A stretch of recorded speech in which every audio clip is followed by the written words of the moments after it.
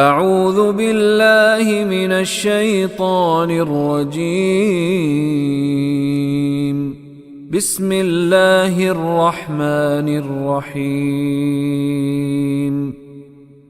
وقالوا قلوبنا غلف بل لعنهم اللہ بکفرهم فقلیلا ما یؤمنون۔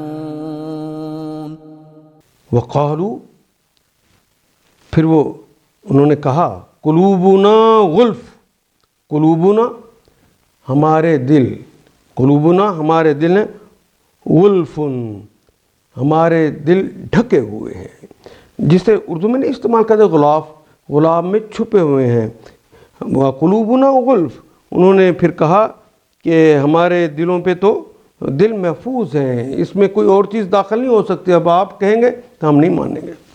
بل لعنہم اللہ بکفرہم، بل یہ وہی کلمہ جسے اردو میں کہتے ہیں بلکہ، لعنہم، لعنا اس نے لعنت کی، ہم ان سب پر، اس نے یعنی اللہ نے، اللہ نے لعنت کر دی ان سب پر، بکفرہم، بے کے ساتھ، کے سبب، کفرہم ان کے کفر کے بدلے میں، کفر کے سبب اللہ نے ان پر لعنت کر دی۔ فقلیلا ما یؤمنون، فقلیلا بہت ہی تھوڑے ہیں، قلیل ہیں، تھوڑے ہیں، اردو کا کلمہ ہے، ما جو یؤمنون جو ایمان لاتے ہیں یا لائیں گے۔ اصل بات یہ ہے کہ ان کے کفر کی وجہ سے ان پر اللہ کی پھٹکار پڑ گئی۔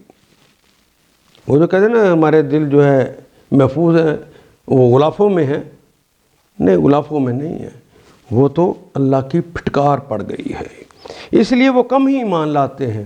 جس پر ختم اللہ علی قلوبہم، اللہ نے جن کے دلوں پہ مہر لگا دی ہے اور وہ بند ہو گئے ہیں، وہ غلاف ان پہ چڑھ گئے ہیں، اب کہاں وہ ایمان لائیں گے۔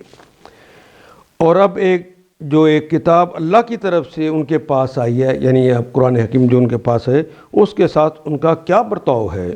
ان آیات کو ایک دفعہ پھر تلاوت خود کیجیے، عربی و مبین پڑھتے ہوئے دیکھیے، کیا بات پوری اندر اتر رہی ہے؟ کیا یہ اردو کے سانچے میں ڈھلتی گئی ہیں عبارتیں؟ اگر بات سمجھ آنی شروع ہو گئی تو الحمدللہ یہی ہمارا ہدف ہے، اور یہ ہدف پورا ہو گیا۔